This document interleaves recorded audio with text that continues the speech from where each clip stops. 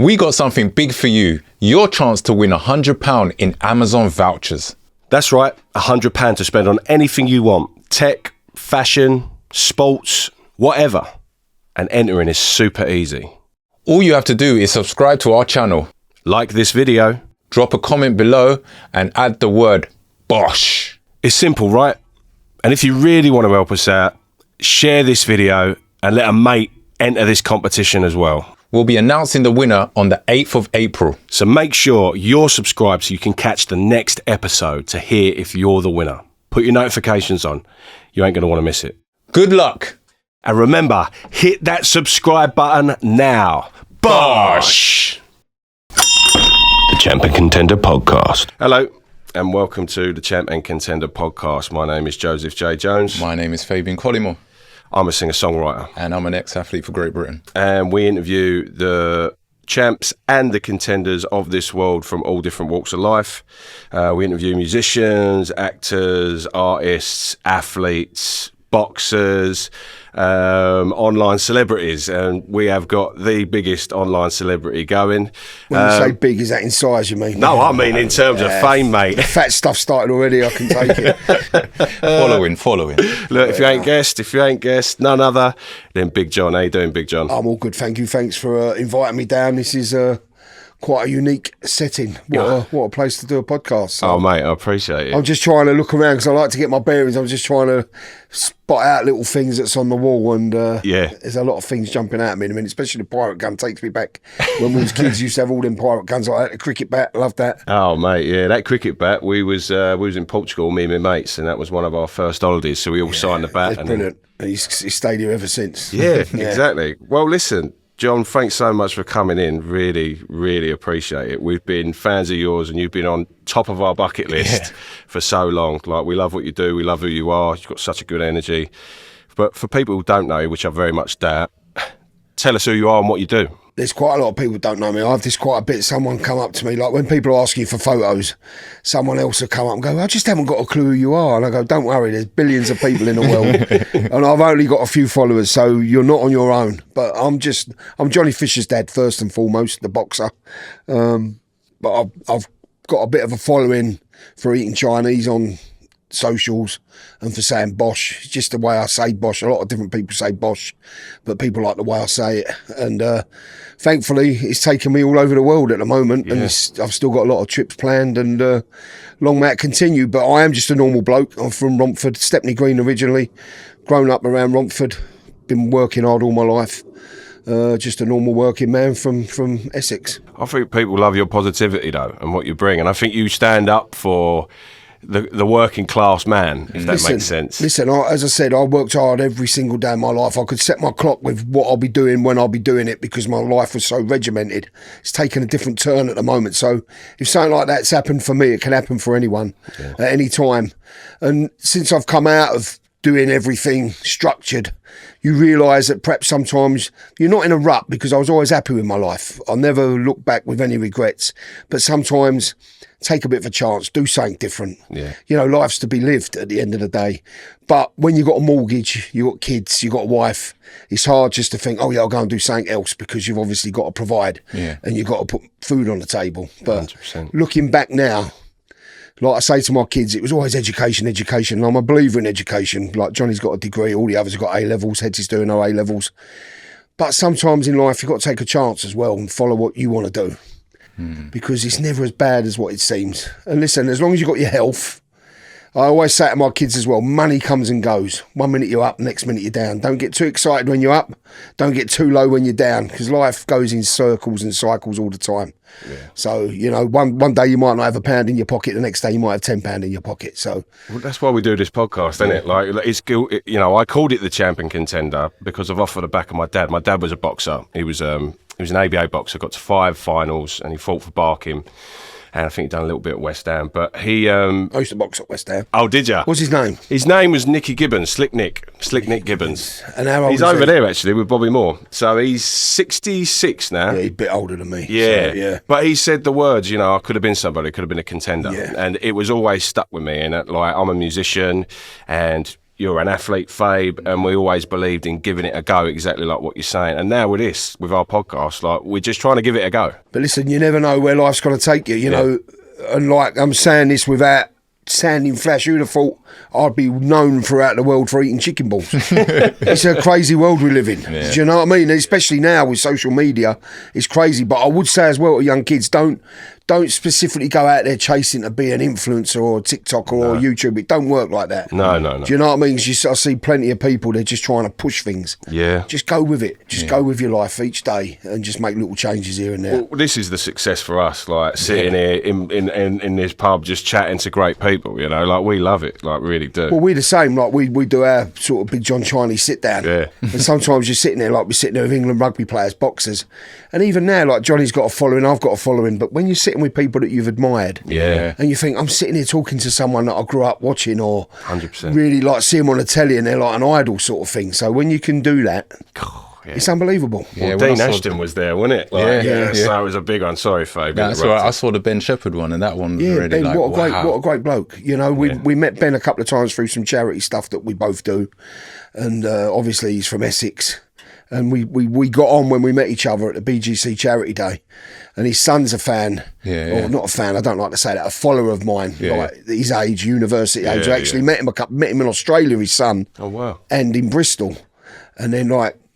They wanted to come around. They come around for a Chinese, but what a wonderful man Ben Shepherd is, because you can get preconceptions of people on the telly up their own backsides. That he is not like that at all. He's just a really, really nice man. So that was an honour and a pleasure to talk to him, and we've become friends. We talk like every other day now. Oh, quality. So you know, he's stayed in touch with a lot of people. Vaz Blackwood, the actor from Fools and Horses. Yeah. Cool. You know. Johnny was making a film with him the other day up in Liverpool. He like sort of messages every day, all from doing our podcast. I don't call it a podcast, but a podcast type thing. So certain people you just make connections with. You know, and you become friends. So you'll have the same with this. You'll interview many people. And then once you make a connection, that's it. Bang, you're friends. That's what's been the most rewarding about it for us. You know, but listen, back to you, John. Tell us about the early days of Big John. In like my social media presence you're talking about? Oh no, in terms of when you were a young man. Yeah, young man, as I say, moved out of Stepney Green with my family when I was about 4. Grown up in the Gidea Park area of Romford. Happy childhood. We was never rich people, but never went without. Do you know what I mean? We'll have caravan holidays, but that was the best times of your life. I didn't go abroad till I was about, you went to France and Belgium football tours, but never went on a plane till I was about 15. Right. For the first time, because we weren't poor, but you didn't have. I got 3 older sisters, so my dad worked hard every day, and we used to go down to Devon and Cornwall, and loved it. But yeah, just a normal sort of upbringing. Mum and dad at home, both working class people.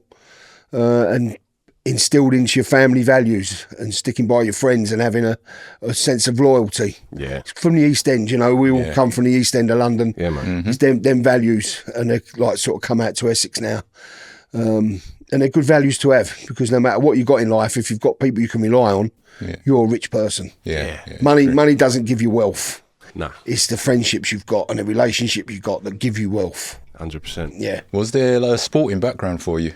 Yeah, I used to, listen, you wouldn't look at me now, but I used to play for Leighton Orient up to the age of 16.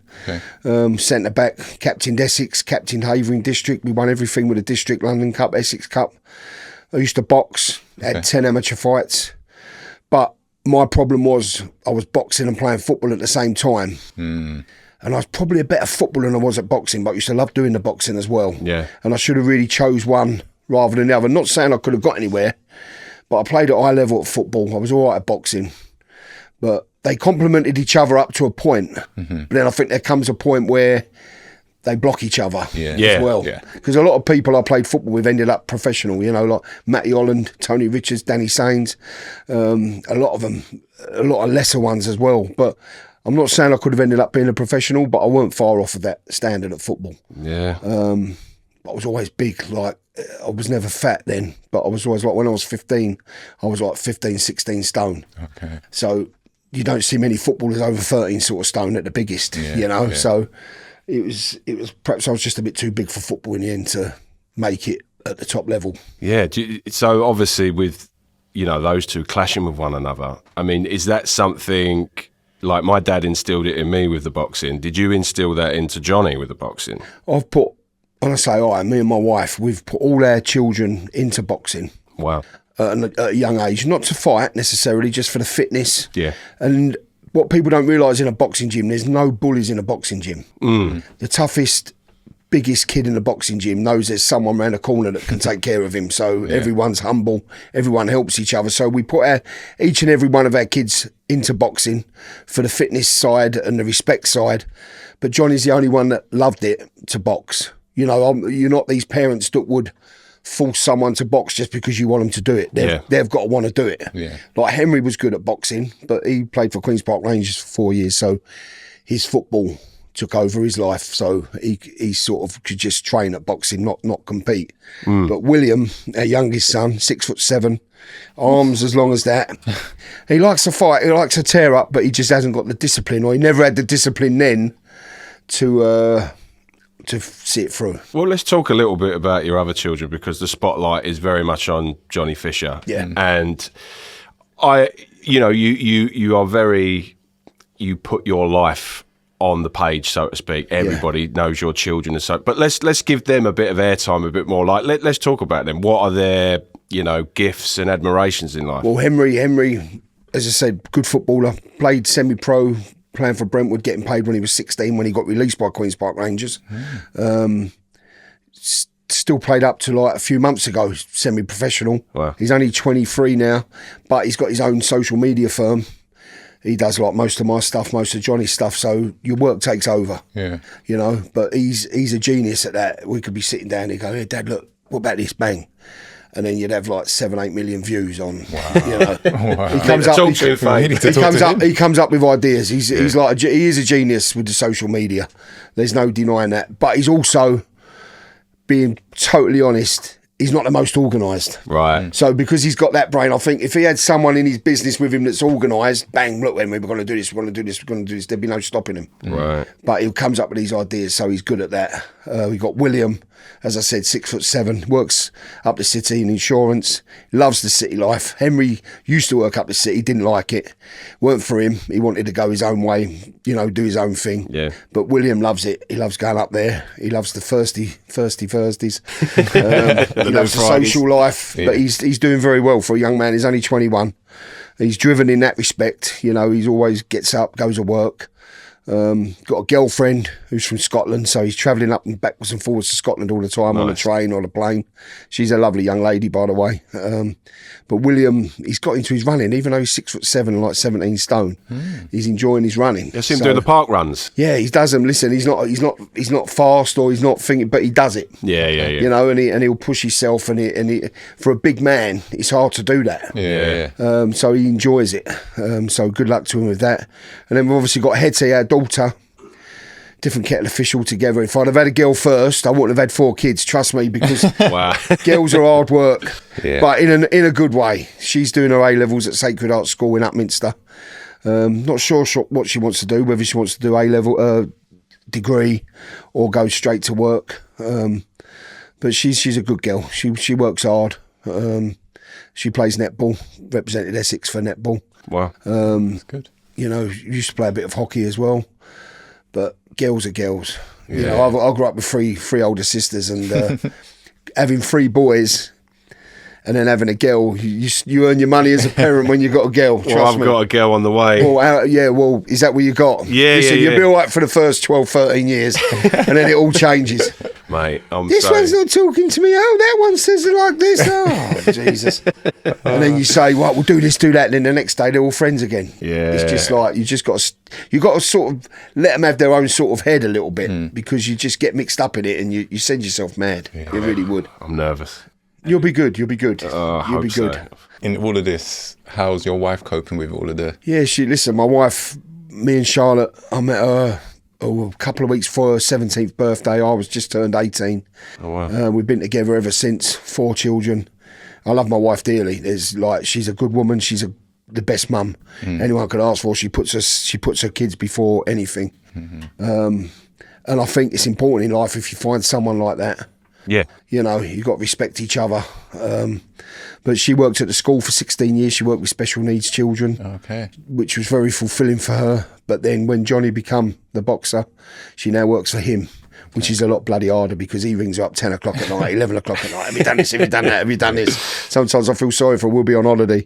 And Johnny, he's got no sense of holidays or it's a good job it's his mum. Yeah. Because if it weren't, he'd have a few tribunals thrown his way. I'm sure he would. But no, Charlotte's you know, she's a great woman. Yeah. A strong woman to put up with all of us. You know, and she keeps us all in check as well. Oh, brilliant. And like, you don't like to talk about your wife like that, but listen, I'm not going to be around forever. She's not going to be around forever. So while you're alive, tell people what you think of them. Definitely. And you do need a good woman to keep you in check, especially when you do things that aren't of the norm, like a 9-to-5 job and things like that. Listen, as I said to you, I could set my watch where I was going to be, but now, like, I've got a booking in Australia coming up in 2 weeks. I'll just say, Charlotte, I've got to go to Australia for another 2-3 weeks. Wow. She's fine. Do you know what I mean? A lot of people wouldn't be like, well, I'm going back in October as well and I'm going to take her and Hetty with me. I'm hopefully got a job in New York coming up as well. Amazing. In April, which Hetty's off school. I'll take them with me. When I can take them with me, I'll take them with me. You might not earn any money because you're spending it on taking them, but you're building them memories. Yeah. And they can come with you and they can't come with you every time. No. Yeah. So, you know, you've got plenty of time to earn money. Yeah. So I'd rather spend it and have them with me. When someone books you, John, like as a job title, like professional porn cracker thrower and like Bosh, you know, what do you go under as? Listen, they say, like, they call it influencers or TikTokers or YouTubers or social media sensation. I hate all of that. Yeah. I really do. Do you know what I mean? Yeah. It's just, people book me, like, I got a booking in Australia for a dog track. Right. So you go there, I'll host a VIP event. I go to horse racing events. Sometimes do a DJ set. Wow. Just press a button, basically. Get everyone going for half an hour, pre-recorded set on the mic. But it could be anything. It could be at a bar. Like if someone asked me if, like, when I was in Hong Kong, I had a one night stopover. So I put it out there, said I'm in Hong Kong. I had a couple of bars contact me, went to Honky Tonks. They said, would you mind coming down for an hour and just like taking photos with people? I said, yeah, no problem. I was there for 3 hours. The queue was 3 hours long. Wow. Going around the thing. It was bloody tiring. Yeah. And everyone, the great people there, great people in Hong Kong, great mix. You had like English, Chinese, Hong Kong, Scottish, Welsh, Irish, Americans, a total, whatever mix you could think of. And every single one of them asked the same question. How was your flight? How was your flight?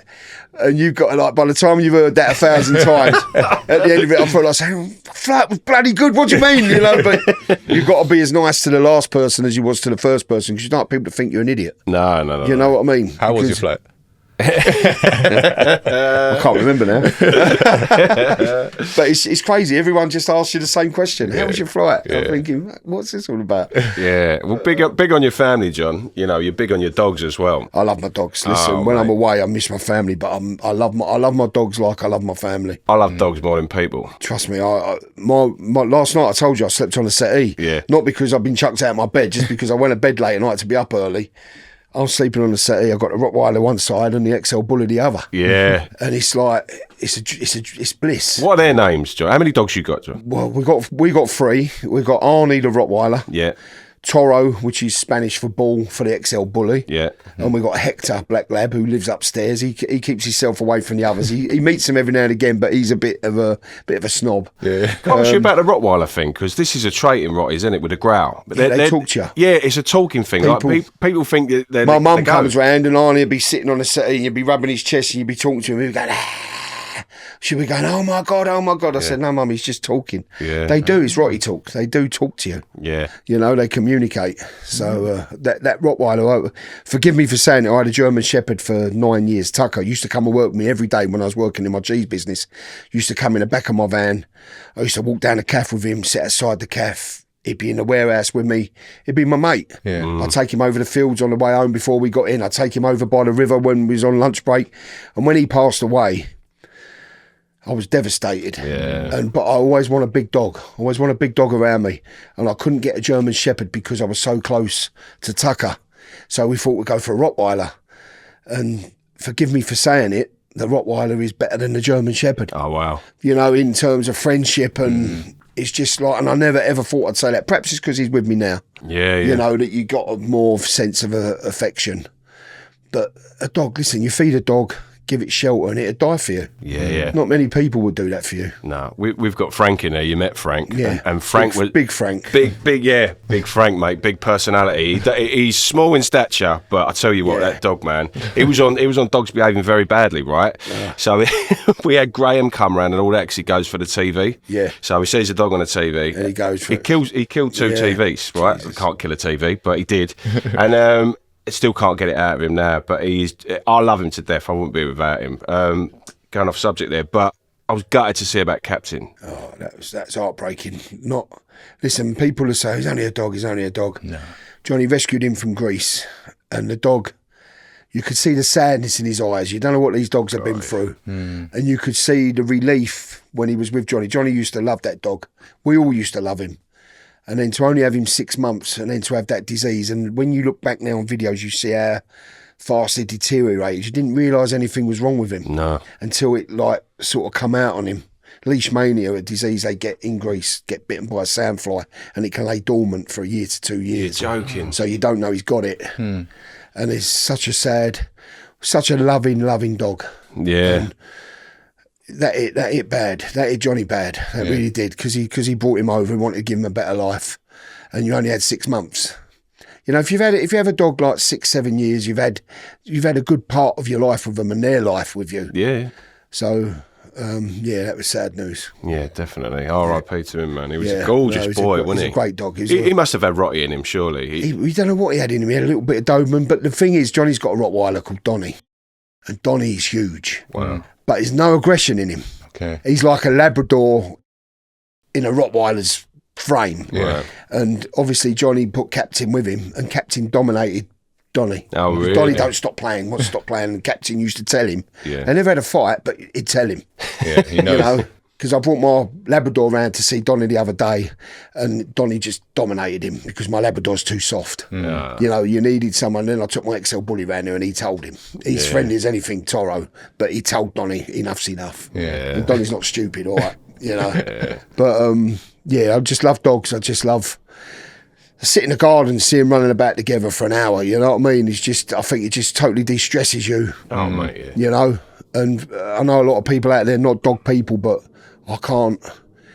If my dog don't like someone, then I think my dog's telling me something.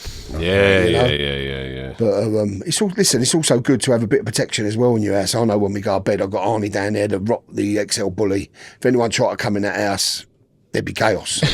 there would be, you know, there would be. And you're asleep upstairs, especially when the kids are younger. Yeah. Not so bad now, they're all sort of grown men. Yeah. But when your kids are young, you know, you've got 2 big dogs downstairs. Yeah. Because there's a lot of that going on at the moment. You know? All the kids know boxing, so I mean, that's all out for you, wouldn't they? No, I think the dogs are the deterrent. Yeah. You know, when people know they've got to face off a big Rottweiler coming in the morning. Like, Oh, mate, if yeah. they're going to break into your house, it's a different kettle of fish. Definitely. Misunderstood breed, though. Yeah. They are. He's a wonderful dog, but they're so loyal. Yeah. And if anyone tried to do something to you, they would attack without a second's thought. Yeah. But they wouldn't do it unprovoked. No, of course You know? Yeah. And you've got to respect that breed because they are, I mean, they've been about since Roman times, the Rottweilers. Yeah. So they're an intelligent breed. When you think about the Mastiffs, I mean, they must have been bred off of the Mastiff, really. But Mastiffs, Molossia Mastiffs, that's where they all come from, yeah. gorgeous dogs. Yeah. I love that. We could talk dogs all day. Going on, Johnny, what do you see for the future of his career? Listen, his fight's just been, when's this going out? It's going to go out on the 5th of April. 5th of April, it should be out by then. If not, you just cut it out. Yeah. May the 17th for the Copper Box, Dave Allen rematch. Wow. I was in Saudi Arabia. It weren't good viewing. I was all the way back. A lot of people in Saudi Arabia got no respect for the boxers when they're boxing. They just all get up. They're walking about. You can't really see what's going on. And Johnny lost his equilibrium from the round 3. He had a big blood clot on his ear, Yeah. 2 inches thick. Had to have an operation straight after the fight. Doctors couldn't believe he got through the fight because he couldn't stand up. Yeah. After round 4, you see it. Round 5, he got put down. It wasn't so much a punch. Yeah. He got caught, but he just had no balance. And from round 5, he said he don't know how he got through the round. He said, but from that, he had to just hold on and lean in.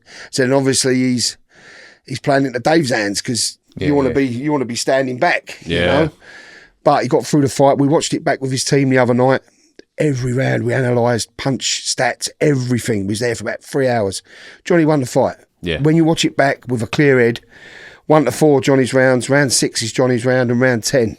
Close fight. Yeah. Do you know what I mean? Very so if close. anyone thought, oh, Dave nicked it or it was a draw, you ain't got a problem with that. No.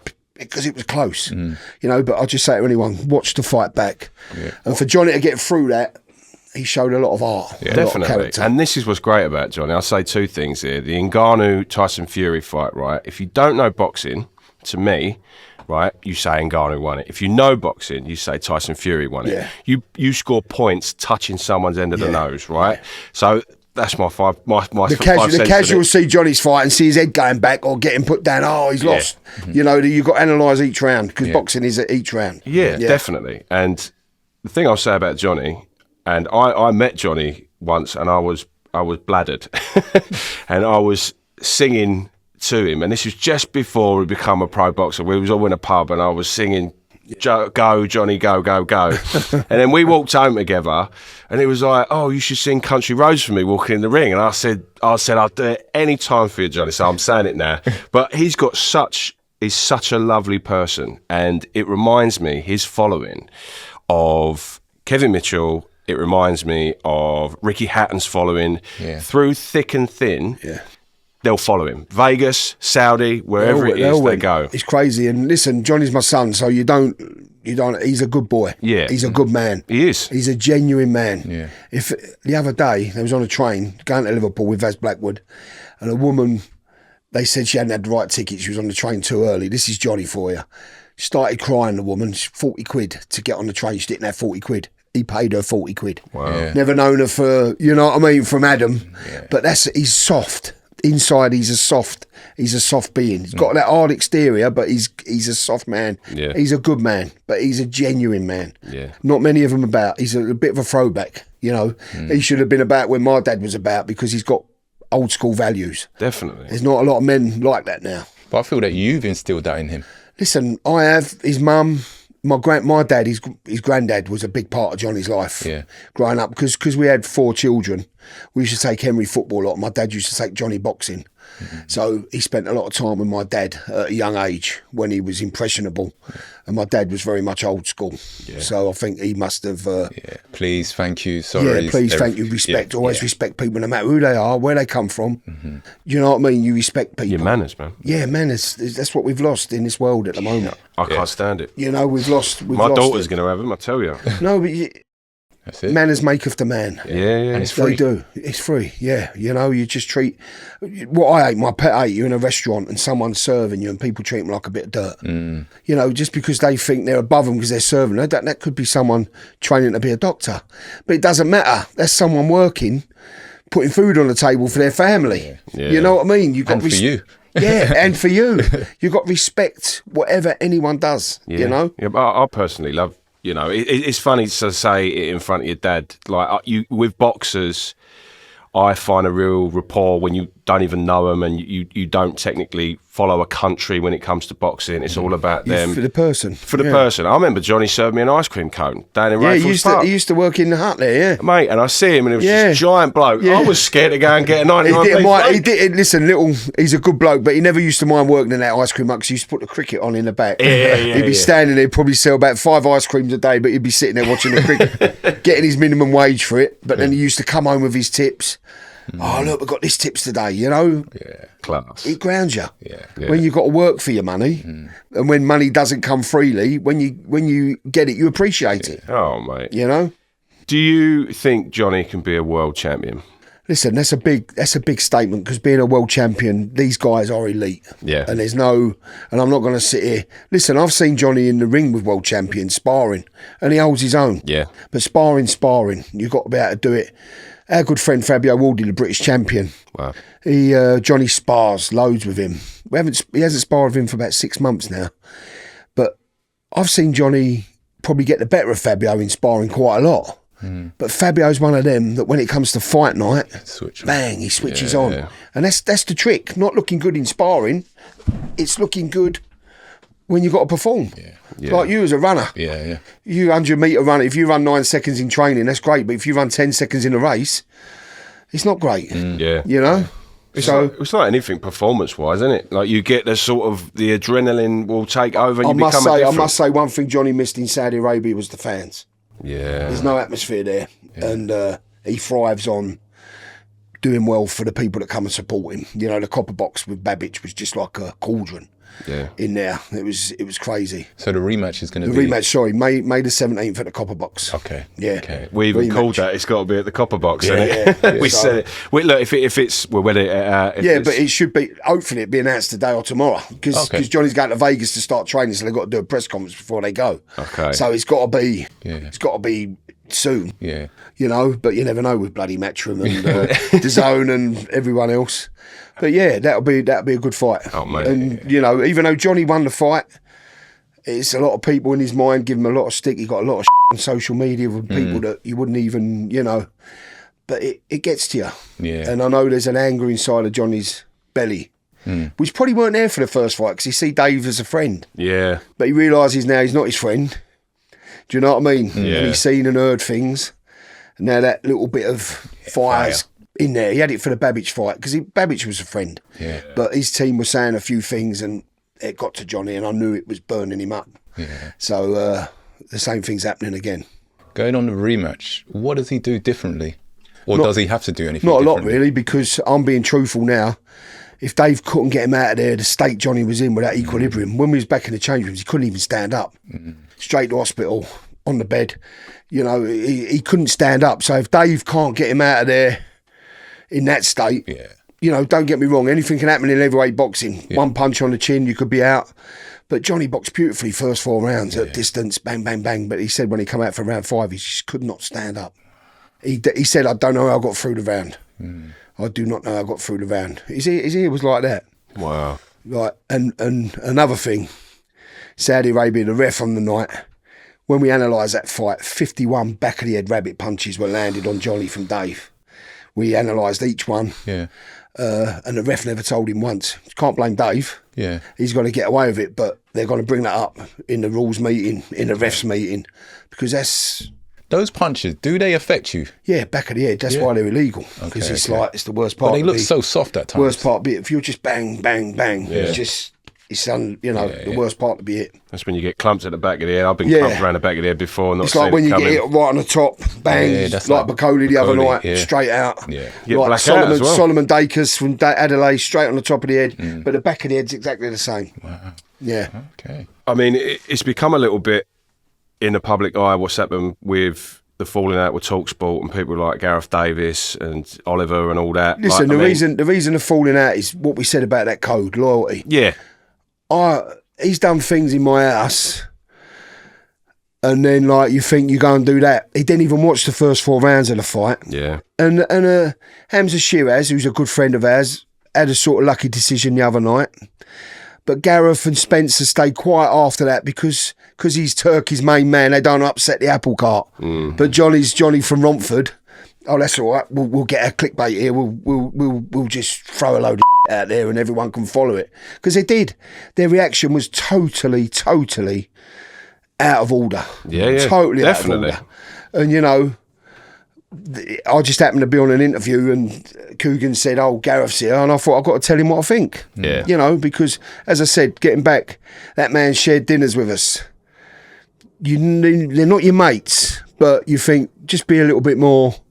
You know, if he'd have turned around and said, oh, I thought Johnny got lucky there. He's got the rub of the green there. Yeah. Fair enough. Yeah. Not, that's a disgrace, that's a robbery, because the most you could have given it against Johnny was 1 point. Yeah. That's not a robbery. Yeah. So 1 point can be like misconstrued anywhere. You know what I mean? The worst way for Johnny on that fight was he lost by 1 point. The worst way. So that's not a robbery, even if you thought Dave won. Yeah. Well, not a robbery by any shot. I can't wait to see Johnny knock out Dave and just prove Listen, everybody these people wrong. like Gareth Davis, Spencer Oliver, you think they're your mates, they're the ones putting it in there, not so much Dave. Dave's doing a job. Of course. He's fighting for his family, he's got to do what he's got to do. Yeah. Not got a problem with that. But it's all the other idiots, you know, that are just trying to get You know, and I think I've given too much platform. Yeah. Because they're mere nobodies. Gareth A. Davis, no one cares what he says. Everyone knows he's a bloody idiot. Yeah. Do you know what I mean? No one cares. He's probably there because they can't fill the spot. He's like the Jamie Carragher of... Don't get me on Jamie Carragher. I've never liked that bloke from day one. Yeah. And he just, how he earns a living on Sky, and we've all got to listen to him. Yeah, Jamie Carragher and Gareth A. Davis in the same bracket. Yeah. Plonkers. Yeah. They are. They're just plonkers, aren't they? Life's plonkers. They've probably got no mates. No. Do you know what I mean? Yeah. You've just got to say things just to get reaction. Yeah, yeah. I mean, the best. That's what I mean in terms. It's not Dave, you know. No, it's not Dave. And He's the surrounding and that, but it's the way Johnny has got to almost. He hasn't got to prove nothing. I mean, going with an ear like that. He ain't got to prove nothing. What he's got to do to these geezers to shut them up. Which who gives a what they say? Yeah. Who gives a But no one. for Johnny, the fight's there. It makes financial sense for Johnny and Dave. So why not do it? Yeah. Copper Box will be banging. It'll be a good fight. Let's get it right. It was a great fight. Yeah, it was quality. That's what people want to see. Two big men lumping chumps out of each other. Yeah. You know? And like even round 5 when Johnny got put down, you watch the end of the round, Johnny's giving it to him. Another 10 seconds, he could have put him down. Yeah. It was a great fight. Yeah, definitely. You know? So credit to both men for putting up a great fight. But when you get all the numpties with all the rubbish comments and all the thing, but it's part and parcel of it. Yeah. But when you got people that you respect or you think you respect doing it, then you know not to respect them anymore. Because they're not from, like, I think I'm Gareth saying A. Davis has never boxed or had a fight in his life, has he? Let's get it right. Do you know what I mean? You can all read books on fighting, but until you've done it, yeah. you know, it's like me. It's like eating an omelette. Until I've made it, you can't tell someone else how to make it. Yeah. Do you know what I mean? I can tell you how to eat it, but I can't tell you how to make it. Yeah, and you can't trust these people really because they're not from our way of life. And It's a I lot think of our psych, way of yeah. life, and like if you don't mind us saying, I think we all are from rooted grounds and things like that. Like for me, I sometimes let people, especially being in the music industry, that have come into my world, that have thrown me down the stairs. And you think, like you, I've let you in my ass. You know, you've met my friends, you've met my family. I've cooked dinner for you. You've done things in front of me that people shouldn't really know, and you know what I mean. But you keep your mouth shut because that's where you're from. Yeah. Wow. Do you know what I mean? Yeah, you're not gonna do that. But yeah, it's different mentalities, different people. Where Conor Benn told him. Conor Benn said to Gareth A. Davis afterwards, he said, "You're supposed to be your people. When you show you're not your people, it's true." They'd be left with no one though, wouldn't they? Listen, he's getting a few comments on Talksport. Talksport keep him for another year or two, and then where's he going to go after that? Nowhere. Do you know what I mean? So good luck to him. If you've got to get your views and all that by throwing people under the bus, carry on. Yeah. Going on fights that are up and coming. Joe Joyce, Dillian White. Joe Joyce seems a member of the family. He's good bloke, Joe. Yeah. Good bloke. Listen, being honest, Joe's best years are behind him.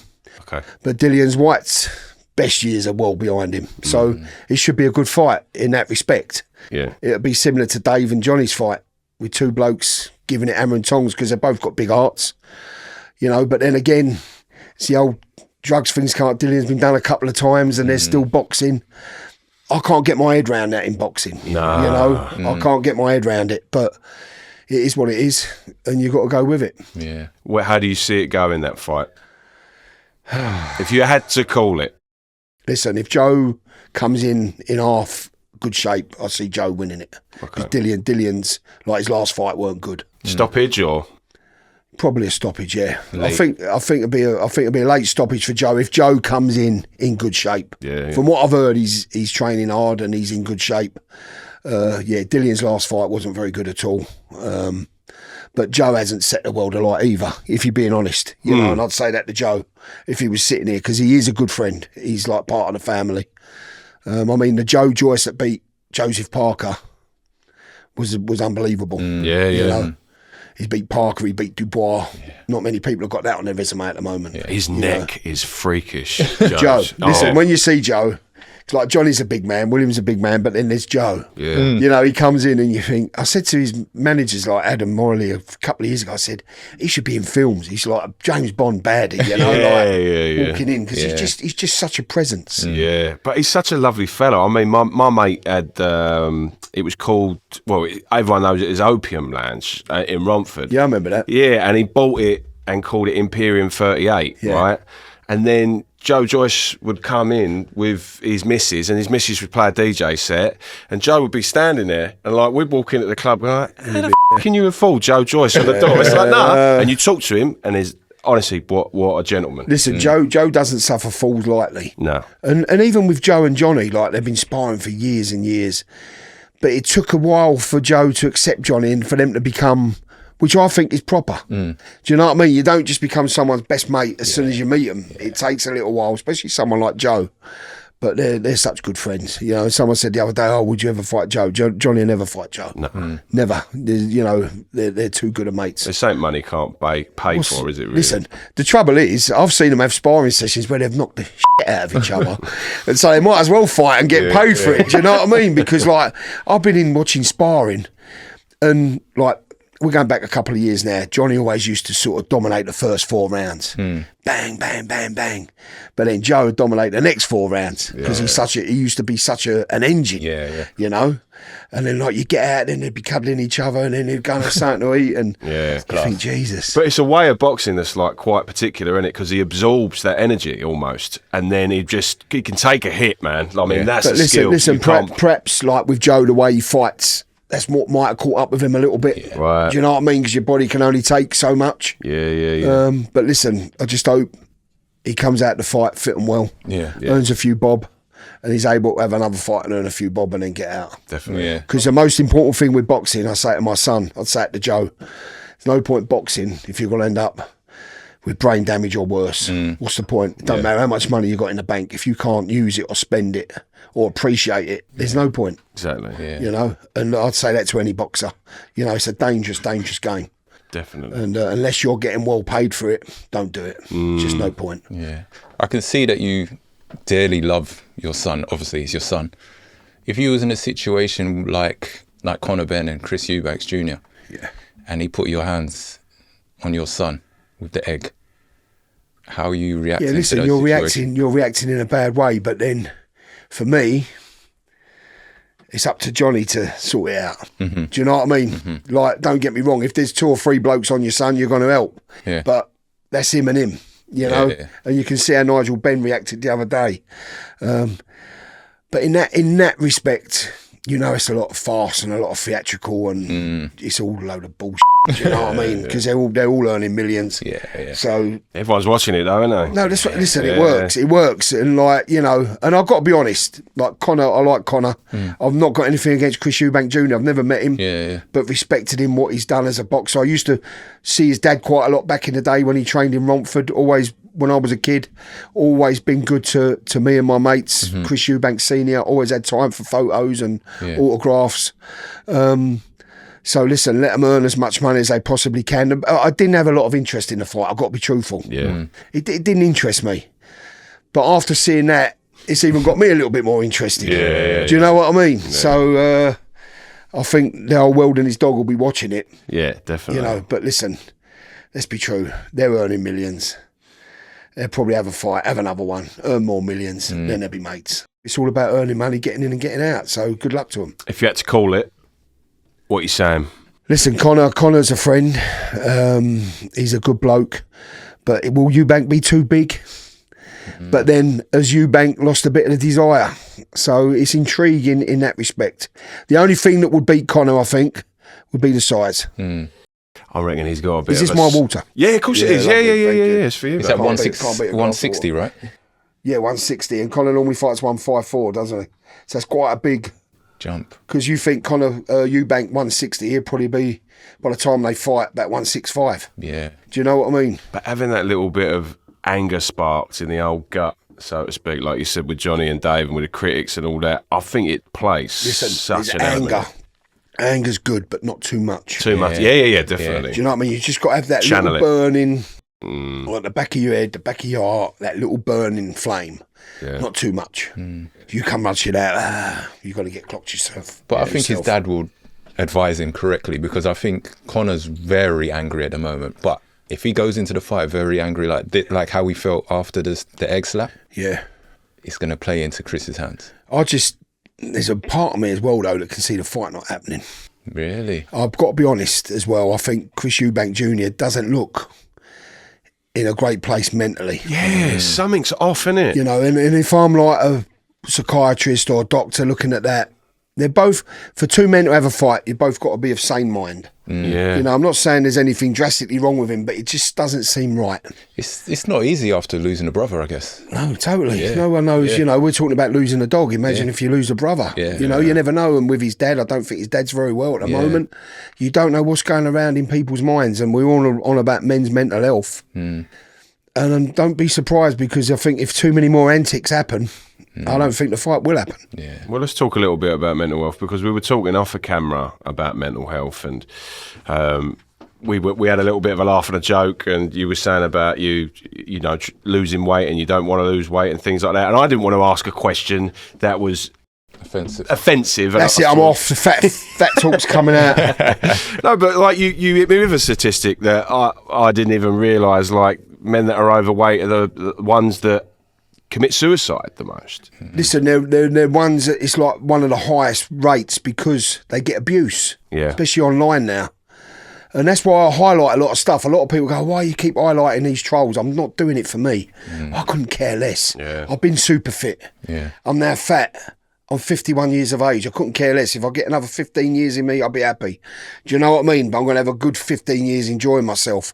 I do it for other people out there. I get hundreds of messages, 1,000 messages each week from people that are suffering from people having goes at them because they're overweight, or some of them not even overweight. Do you know what I mean? It's just a society we live in. Everyone's got to be perfect. People don't realise, when you see on Instagram, it's all fake itself. You know what I mean? When you see men doing this and doing that, you see them in real life, they don't look like that. So for me, I highlight the abuse I get for being overweight for other people. You know what I mean? Because there's a lot of people out there struggling. How did a family deal with like the online abuse that you get? Johnny couldn't care less. And no one cares less, really, because they know they're all idiots that are doing it. Yeah. My wife, sometimes, she's the worst one. She said, oh, you got to ignore it, you got to ignore it. Then she'll be sitting there going, oh my God, look what this one's saying, look at this one saying. Then I have to calm her down. But I sometimes react with like sarcasm. And, you know, and when you look at these people, when you look at their pages, a lot of them have got sad lives. You know, because I'm the same. We're all on social media. If I see something I don't like, I just go past it. I'm not going to, you know, there's a lot of people on social media doing things I don't agree with, or I think people look stupid or horrible. I'm not going to go on their post and go, oh, you look bloody horrible, or you look... You wouldn't do it. Do you know what I mean? You might think it, but then move on. If you ain't got nothing nice to say, don't say nothing at all. I never get it. No, exactly. Just move on. You know, we all see things. There's all different things on social media that you can agree with or like or dislike. Just move on. I had one man, he goes, oh, you keep popping up on my feed, you fat bastard. Why do you keep popping up on my feed? I replied, I said, mate, just block me. Just press block. Then I won't pop up anymore. You know? And I had one yesterday, you get the sarcasm, because I've got 12 dates on the Sausage and Cider Fest throughout the summer. And they're supposed to be good things, you know. I'm doing the sausage eating contest, I'm the judge. So a bit of fun, you know what I mean? Bit of fun. And one man, because I was advertising it, and one man, he put, what exactly you do? So I just replied, international DJ, international model, public speaker, Instagram guru, TikToker, YouTuber. And I said, and I've got 2 businesses as well, and I'm a good looking bloke. Just shut them up with kindness. Do you know what I mean? Exactly. Just kill them with kindness. Because when people say, what exactly is it you do? I couldn't exactly tell you what I do myself. Do you know what I mean? But I know I'm on billboards up north, I'm on billboards on buses. I've been DJ setting in America, Australia, New Zealand. Bring joy to the world, John. Exactly. Bit of fun. But people, you know, just get on with it. Worry about yourself. I mean, what a job to have. You can bring a bit of joy to the world and get paid. You know what I mean? Like, as I said to you, I've worked hard all my life. Without fail, I'd get up 4 o'clock every morning, go wind, rain or shine, get on my van and, the van's broke down, this is no good, that's no good. Like what everyone goes through. So now I'm 51 years of age. I've been doing this since probably about 48, 49. So I'm having a bit of a different life. Do you know what I mean? Get over it. If you don't like it, block and delete, or just move on. Of course. Exactly. Yeah, it's easy done, isn't it? It's easy done. That's what I do to all the bad comments that we get. I'm just like, do you know what? Normally when I get bad comments in there, normally I just block, delete, and just move on. But the odd one, I think, I've got to come back. Like when Johnny got a bit of abuse, I just direct message these people, and I tell them exactly what I think, and I say, look, you bang out of order, come and say it face, and 9 times out of 10 they become your friends. Yeah. Oh, I'm sorry, didn't realise, blah blah blah blah blah. Everyone's big and brave on a keyboard. Yeah. Do you know what I mean? I can take anyone saying something to my face. Don't say it on a keyboard. Yeah. If you want to say that, come and say it to your face to face. Definitely. Yeah. What does Mark Tibbs bring to the table for Johnny Fisher? Mark is and Jimmy's the one. Yeah. You know, when you got Jimmy Tibbs and Mark Tibbs in the gym. Little story. When we after the fight in Riyadh, we didn't even watch Fury Usyk. Johnny had to go to hospital for brain scans because he couldn't stand up because of his equilibrium. Yeah. So me and Charlotte, my wife, went to the hospital with Johnny. Johnny's in the ambulance. He's like very tearful. I haven't let anyone down, have I? I've given it my all. I haven't let everyone down. I said, Johnny, stop being stupid. We're going to the hospital. Miles away, the hospital. Great hospital, by the way. Can't fault it, what we got in Saudi Arabia. His 2 brothers, obviously, are there. Mark and all that. They're back at the venue thinking they're going to watch the fight. We're in the hotel, in the hospital room. All of a sudden, you hear a load of commotion outside. There's Mark Tibbs, Jimmy Tibbs, Sonny Cannon, Emery and William. They've all come. All stayed in the hospital with us, for about 4 hours. So they left the venue? Left the venue, just all coming. So you say, what does Mark Tibbs bring? First of all, loyalty. First of all, Johnny feels as if Mark got him through that fight because he was telling him, your granddad's with you, your granddad's with you, your granddad's with you. Amazing. He got him through them rounds when he thought he couldn't go on. Yeah. So that's what he brings, first of all. And secondly, a wealth of knowledge. And when you're in that corner, there's no better man to have in your corner than Mark Tibbs. And with Jimmy Tibbs standing behind him, because Mark comes alive on fight night and in the changing rooms, and he's like those words of wisdom. Yeah, just listen, it's Mark Tibbs, you know, they've been there, seen it, done it. Yeah, we got him coming in next week. Like, I can't wait. Is Mark coming in? Yeah, Mark's coming in. Listen, I laugh when I say it because, like, I have a laugh and a joke with Mark, and he thinks I'm quite funny because a lot of people, you can't have a laugh and joke with Mark Tibbs because he takes it the wrong way. Right. But I can. So he seems to laugh at me at the minute. Yeah. Do you know what I mean? But, like, I've seen him, like, lose it with people. Johnny's seen him lose it with people. Yeah. Takes things the wrong way. Right. But he does laugh with me. So we better not have a piss around. Yeah, we've got a good. Just say to him, "Oh, Big John, what do you think of him?" And a smile will come to his face. Oh, definitely. Like what a smile's come to my face. But as regards boxing business, Johnny and Mark have got a great bond. Yeah. You know, and hopefully they'll be with each other till the end of Johnny's career. Be nice. You never know what's going to happen in boxing. You never know if Mark gets someone else. You never know what's going to happen. But as a dad, you hope that Johnny and Mark will be together, because what they went through in Saudi Arabia, for one, the bond's there for life anyway. Must have cemented that, like, unbelievable. And Jimmy come up to Johnny like a couple of days ago or a week ago in the gym. Mark was on holiday. And he went, John, I've watched that fight back myself. He went, you won it. He went, be proud of yourself, the balls you showed, the heart you showed. And Jimmy Tibbs does not give out praise. Trust me. Johnny's been up there 3-4 years. Jimmy says hardly anything like that. So for him to say that to you, it gives you a boost. Amazing. You know? Well, in terms of hoping that their career is going to last a length of time, let's talk about Eddie Hearn, because I can imagine, as a father, it's very worrying at times with promoters, because you hear some horror stories with promoters. The promoters. Johnny can promote himself. Yeah, it's yeah, not yeah. a problem. Yeah. Listen, Eddie's a good man. And I say it to his face. We see him the other day. Eddie's been good to Johnny. Johnny's been good to Eddie. There's no reason why they shouldn't work together for the rest of their career. But why not, if it comes to it, Johnny do his own promotions with Matchroom? Yeah. You know, Johnny's got a massive fan base, Run for Ball Promotions. Why not? Yeah. You know, but that's why I'm never scared. Never worry about anything. Never worry about anyone. There's other promoters out there anyway. If Eddie was to drop Johnny, there's other promoters out there. Oh, God, yeah. Pick him up like an act, but promote yourself. I just meant it like you can hear some horror stories sometimes of what happens with promoters. Yeah, but that's when you're worried about what the promoters do. Johnny ain't got to worry because he's got a massive following. No, look, I'm just saying, you know, this is why I say to boxers, a lot of boxers haven't got what Johnny's got. But when you've got a big following and you've got like the charisma Johnny's got and the way he fights, people always want to see that. Definitely. You know what I mean? As we said before, whether Johnny become a world champion or not, who knows?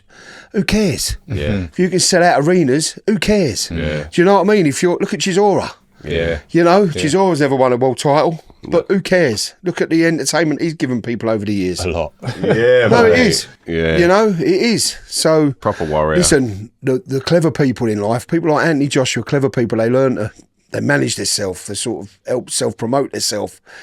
That's what you got to do. You got to learn from these people. But that's not to say that you got to drop the partners that have got you there in the first place, but you got to be shrewd. Yeah. And while I'm alive, I'll always tell Johnny, you're better than that, you're bigger than that, you know, but you've also got to know the value that other people bring. And Eddie brings a lot of value to Johnny. Definitely. And he's a good promoter, and Matchroom are a great company, and Johnny loves working with him. Yeah. He's got great wit, Eddie. I love it when he gives it back to people. Listen, Eddie, we said the other day, me and my wife, like, we get on really well with Eddie. We get on really well with Barry, and probably Barry's a good friend with Johnny. Yeah. And we just said the other day, Eddie doesn't stop. Like, I know how I feel when I'm travelling around the world, like, but he's travelling around the world, camera in his face all the time. Yeah. Wow. Must be bloody hard. He loves it though. He does love it. Yeah. He does love it. You've got to love it to do it. Yeah. You know, it's like, I had a chance to go to Australia next week, but I turned it down because I just need a bit of time Yeah, of course. at home. You know, I'm going in a few weeks, so that's enough. Yeah. But with Eddie, he does love it. Yeah. He does love it. He knows what he's good at. He knows what he brings. And he's bloody good at it, you know. But will he be in promoting for the rest of his life? Who knows? Because that man could do whatever he wants. Yeah. Yeah. Do you know what I mean? Yeah. He can do whatever he wants. Yeah. So would he want to carry on travelling the world with boxing shows? He must love it to do it. Yeah. Strikes me someone like open a casino out in Saudi Arabia and just enjoy the rest of his life, like a little Listen, bit of Goodfellas. you or know, whatever. why would he want to carry on doing what he's doing to the day he drops down dead? But then saying that, we're speaking to Barry the other day. Barry's still working. Yeah. Because once you're like that, they're entrepreneurs of the highest calibre. Don't stop. They can't stop. You know what I mean? Yeah. They can't stop because that's what's got them to where they've got to. You know, a lot cleverer than people like me. So, good luck to them. Like, as I said before, Eddie's been great for Johnny. Johnny's been great for Eddie. But you're not scared. You're not worried. If they want to go elsewhere, sod them. We'll go elsewhere. But hopefully, like what I said with Mark Tibbs, I'm hoping Johnny will be with Eddie, work with Eddie for the rest of his career. Definitely. And something that you really love is Chinese. We had it last night. It was in the Blue Orchid last night for a joint. Johnny's 26th birthday and Charlotte, my wife's 50 in a couple of weeks. But because Johnny's going to Vegas, I've done a surprise with like a lot of our friends and family.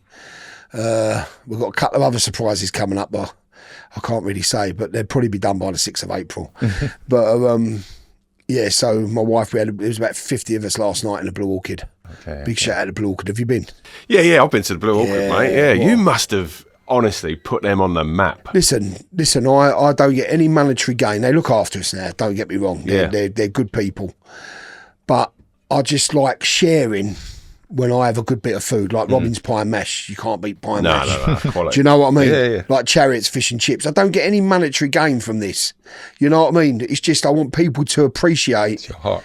what I appreciate. Yeah. You know, because if I like it, I think I'm quite a good judge with fast food and food like that. Yeah. So if I'm enjoying it, why not Is let there other any people time go that and you enjoy it? fancy? Do you fancy going to China to actually taste the real I was deal? in Hong Kong a couple of weeks ago, Yeah. and I had like the roast meats and all that.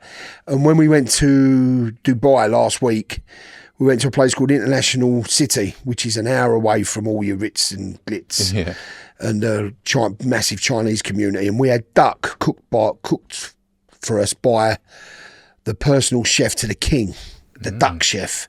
So we had proper duck, Chinese, and then we went to a hot pot. So the traditional Chinese way of cooking, like raw fish, you put it in, and all the stripy meats, like spicy meats, and I had that. And that's not my ideal way to eat, the hot pot, but that's a traditional Chinese, and it's good to experience the different things, you know. But in regards to China, I'd love to go to China. Yeah. As I say, been to Hong Kong, got a sort of taste of it, and all the meats and all that. The roast meats were beautiful. But if I went to China, I'd probably end up losing weight because it's not my sort of Chinese. Our Chinese is westernised. Yeah. You know, you had the big Hong Kong influence, obviously. It's like our Indian food, isn't it? We've created a lot of the Indian dishes for our palate. And they're bloody good, trust me. Oh, yeah. Because when you're in Australia for a month and you can't get an Indian, you can't get a decent Chinese, you can't get a decent fish and chips, you bloody miss it. Oh, mate, yeah, You know? 100%. You got like shout out Paddy Chan's. They're getting as close as you can get to like a British, Irish, Chinese takeaway. And Big Dave's chipper was decent, but when you can't get it on a regular basis, you go and have a Chinese. It's not the same. Nah, my wife's family, she's Anglo-Indian, and eating an Indian from them cooking it's completely different. A lot more vegetables. And well, it's more on the bone. It's more paste around the chicken, like the tikkers and stuff like that. Yeah, it's more herbs and paste rather than the sauces, isn't it? Yeah, gorgeous though. But again, you want a little bit of a dip. We used to have an Indian business associate, become very good friends. We used to go around his house and he used to make us, and exactly what you just said there. Yeah. Oh, a little story was in Dubai as well last week, and we had was invited to a lovely Michelin starred Indian restaurant. Couldn't beat it. The setting and everything else. It was like taster menus, but you just want a poppadom, a naan bread, and a tikka masala, or I weren't getting that in a Michelin starred Indian restaurant in Dubai. No. But you do just miss comfort food. Oh, mate, definitely. We do it better than anywhere. Oh, yeah. Do you? I mean, I could see you opening up a Chinese chain, John. Would you do it? Listen, there's a little bit of talk at the minute to go in with someone, so I can't divulge, but it might happen. I should have opened a restaurant really, but then I'm not going to be there. But you don't have to be, do you? You don't, but you do. People would want to go to your restaurant to see you. Do you know what I mean? And to have a talk and every couple of weeks. Yeah, you could be in there, but then I could do that with a Blue Orchid. I could say, like, let's have a sit down. Do you know, I did it with Paddy Chan's, shouting him out again in Sydney. We did 4 sit downs in one night. Wow. Like, people paid them to come and have a sit down with me, 30 people each time. Wow. So I had 4 Chineses that night. So they had an hour. We had 15-minute break in between each one. I was in the Chinese for over 5 hours. So we've got we do this little game, right, called Shot Stopper, but we've done you 2, and we're just going to do a quick round Shot Stopper, right? So Shot Stopper is basically a game. Let's just say I always describe it like this: Muhammad Ali versus Joe Frazier. Who would you pick? I say Muhammad Ali. And then they go, okay, Muhammad Ali versus Tyson Fury. Yeah. I can't pick. It's a shot, but we ain't going to do it for this one. This is your Chinese Shot Stopper. This is a quick fire round. So we're going to go with prawn crackers or egg fried rice. Prawn crackers. Prawn crackers or special fried rice. Special fried rice. Special fried rice or barbecue ribs. Barbecue ribs. Barbecue ribs or sweet and sour chicken balls. Sweet and sour chicken balls. Sweet and sour chicken balls or sweet and sour prawn balls. Sweet and sour prawn balls. Prawn balls or chicken chow mein. Prawn balls. Prawn balls or Singapore rice noodles. Prawn balls. Prawn balls or sweet and sour chicken Hong Kong style. Prawn balls. Prawn balls or sweet and sour pork Hong Kong style. Sweet and sour pork Hong Kong style. Ooh. Sweet and sour pork Hong Kong style or shredded chili beef. Sweet and sour pork Hong Kong style. Sweet and sour pork Hong Kong style or beef in black bean sauce. Sweet and sour pork Hong Kong style. Sweet and sour pork Hong Kong style. It's hard to say. Or King Po. King Po prawns. King Po prawns, yeah. Kung Po prawns. Kung Po prawns. Yeah. Right. Let's get that right. Where did that back in? King Po prawns. Right, okay, so where am I now? Kung Po prawns. Come on, get it right. Kung Po prawns. Or salt and yeah. Or salt and chili king prawn. That's a tough one because I think salt and chili king prawns edge it. That's really? A tough one. Okay. Where are we? Salt and chili king. Or salt and chili chicken. Prawns. All right, salt and chili king prawn or roast duck Chinese style. Now, if you said like crispy aromatic duck with the pancakes, yeah, we'll go with that. The duck with pancakes, I think is elite. And people say to me, "Why don't you get that on your takeaway order?" I think duck pancakes is for restaurant only. Yeah. Because by the time you've done that, the rest of your stuff's getting cold. Do you know what I mean? Yeah, and like you're eating that while you're thinking about everything else. But a good crispy Blue Orchid do the best. I've had it all over the world. The best crispy duck pancakes are in the Blue Orchid. All right, there you go. Unbelievable. You make me feel hungry again now. I had it last night. I might go and get another one tonight. How many Chinese do you have a week? Listen, normally probably be 2. Okay. But if we're filming the sit down, once we had 6 in a row. Because we had people coming in. You know, you have people come in, film making over certain days. Yeah. And by the time on the 6th night, I was like, I can't eat this again. But then as soon as it's open in front of you, it's down you. You know? But yeah, it's different for me because people associate me with Chinese. Yeah. If people have meetings, they want to have a meeting at the Blue Orchid or they want to have a meeting having a Chinese. Okay. So I do eat more than I should. Yeah. If I'm being honest. But it's part of what you like. Yeah, it's what I like and it's what people like. So yeah, exactly. Exactly. You've been around the world. Tell us your favourite destination you've been to so far. Las Vegas. Oh, right. Okay. I love Las Vegas. Australia's good. Australia's great. New Zealand's great. Hong Kong was great. I like the south of France. Love Greece. There's so many different places in the world. I love Bruges in Belgium. Yeah. You can't beat coming home though. Wherever you are in the world, you can't beat coming home. We slag this country off, saying rotten. But there's something about that cold snap in the air. There's something about the mornings, you know, there's something about the people. We have got the best people in the world in this country. The only thing I see wrong, we're losing a lot of them.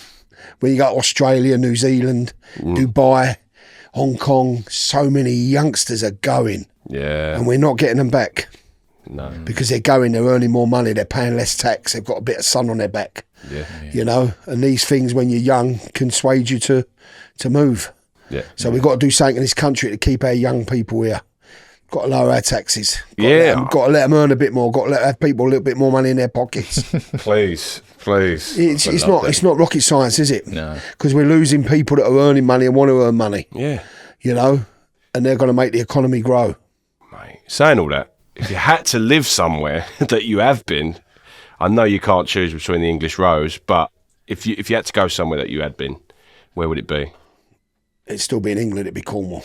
Ah, yeah. Okay. I'll never leave England. Born in England, raised in England, I'm going to die in England. That's how I feel. Unless I have a heart attack on a plane, going somewhere. Yeah. I'm an Englishman. I love my country. Yeah. I love my country people. I love the Scottish people. I love the Welsh people. I love the Irish people. Yeah, mate. I think we are so unique around the world with our sense of humour and the way we stick by each other. Yeah. You know, you could know you're getting a good hiding, but you'll stand by your mate because it's the right thing to do. Yeah. You know, there are not many people in the world are like that. No. We've got that inside us. Yeah. And I think when you leave the country, you realise what we have got. Yeah, definitely. But we slag ourselves off something rotten. And listen, I think it's all to do with our politicians. I think whether it's Conservative, Labour, they're all useless. They're all self-serving and they've let the British people down. It's like happening in Ireland at the moment as well, you know. They're like politicians are letting them down. Yeah. I think we've just got to have a little bit of a fight back and make our countries great again. Yeah. Make them better to live here. Make them more appealing for the youngsters. Yeah. Because it is, trust me, Australia's got the sun, it's got the beaches, it's got the space, but it's not home. Yeah. You know, and I love going to Australia. I can't wait to get back there. Yeah. Yeah. But it's not home. You know, and I think a lot of people that go out there and they sort of get stuck there. Not stuck there because it is a great place, but there's no place like home. No, definitely not. Off the back of that, if you was Prime Minister for a day, what 3 things would you change? I'd cut taxes. I would... it's a good question because we all slag our politicians off as well, like what I've just done. But it's hard once you're in power.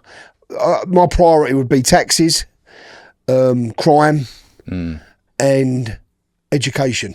Yeah. Like I think if we promote the youngsters, give them a future, then you're building the best future you can. Yeah. Crime's got out of control. Yeah. And I think that's just through poor policing, poor lawmaking, being too soft, you know. And what was the first thing I said? The youngsters, taxes. Yeah. Taxes. We're paying too much tax in this country. Yeah. You pay money when you earn it, you pay tax. When you die, you pay tax. When you buy stuff, you pay tax. You know, you got council tax, you got car tax. Far too much taxes, you know. Yeah. And where is all that tax money going? You know? Still see all the potholes on the street still. Yeah, there's nothing changes. Yeah. Nothing changes. You know, you wouldn't mind paying the taxes if you had everything was pristine and clean and, you know. Now, listen, I said there's no place like home, but I think something's got to change in the next 10, 20 years to make this, keep it like home. Yeah, definitely. You know, because the politicians don't seem to give a toss. There's so much filth in the air. Like, it's so funny, like, when you spend time in the countryside, like you talk about Cornwall. And I love Cornwall. Oh, mate, I love it there. Like, and I love Ireland. I love Galway. Galway. Wow, what a place! I said that. My brother-in-law, his dad's from Galway, and I went there with Supermax. Yeah. And the Galway hurling team. Oh, wicked! What a place, mate. You know, what a place. And I've said this, like, I've got a big Irish following. Johnny's got a big Irish following. And when you meet the Irish people, they're great people. Best in the world. Yeah. We've been fed a load of lies, and so have they. Like them and us, keeping us at each other's throats as if we got to hate each other. It's the politicians that have divided us. We're pretty much the same sort of people. Yeah. You know? Yeah. And, you know, I've got nothing but respect for them, like the way they've treated Johnny, a lot of the Irish people after his fight.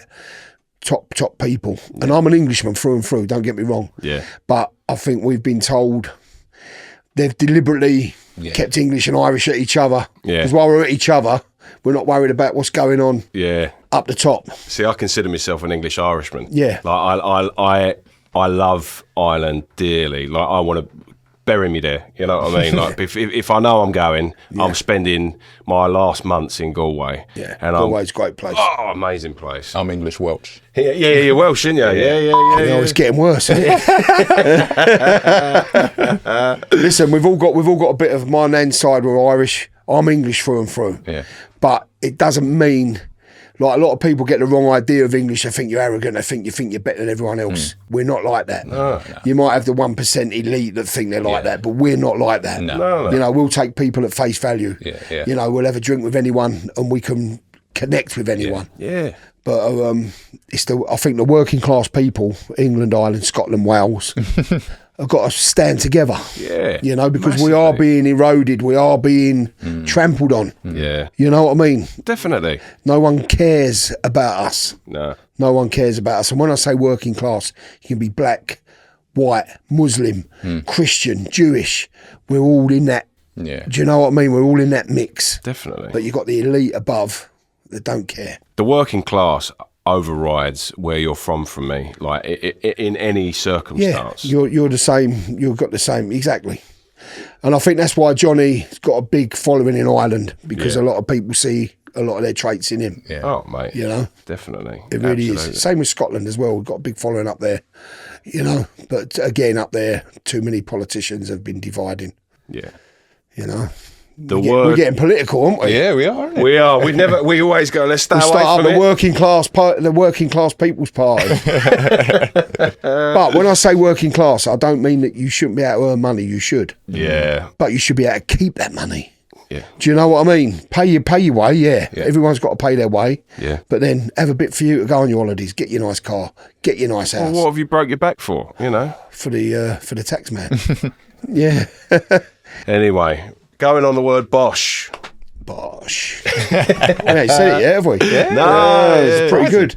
Well, look, I remember hearing there was like a debate whether you started it, Tom Skinner started it. Like, I mean, are you in unity over the word Bosh? Like, I'll tell you the exact truth. I put a post up on my Instagram the other day. Hale and Pace used to say Bosh. Remember the old comedians? Yeah, of course, yeah. They had a thing called the Bosh Men, and I've got a post on my thing. I put it on because I was watching it again. And I used to watch them when I was a kid. Yeah. So we used to say it as a kid, Bosh, because they used to say it. You know, like you follow what's on like telly and Instagram now. You used to follow what they used to do. So we used to say Bosh as kids. Then you didn't. And Tom Skinner says Bosh. Crazy Ginger Cabby says Bosh. Josh James, he says Bosh. Lots of people say Bosh. But I think with me, it's people like the way I say it. Yeah. And it don't matter who made it, who invented it. It's who does it best, and that's me by a mile. Bosh. Amazing. Do it one more time for the camera, sir. Le Bosh. Le Bosh. So that was the thing. I started up the different international ones. Yeah. And that was just crazy. Like, I was in a pool in the middle of France, baking hot, and I felt so happy with the family. Had about 4 or 5 days off. And Henry just put the camera in my face, and out of the blue, I just went, Le Bosh. And that is just like, and then Greece, Yamas Bosh, Italy, Il Bosh, Germany, Z Bosh. Yeah. People love it. Do you know what I mean? Oh, mate. It's just a bit of fun. It feels like you created something like what's it called? That Mangala effect that you've always had the word Bosh. Like I felt, have I always said Bosh? It's like no, but a lot of people say it now. They don't even realise they're saying it. Yeah, because it is in mainstream. It's in mainstream now, and it ain't just me that says it. A lot of people say it, but people like the way I say it. Yeah. And listen, long may it continue. You get a lot of abuse for saying that. Oh, is that all you can do? Well, no, I can eat chicken balls as well. Right, let's. We've got your proper shot stopper now, and this is a game, as I explained it, and it does involve alcohol. You're driving.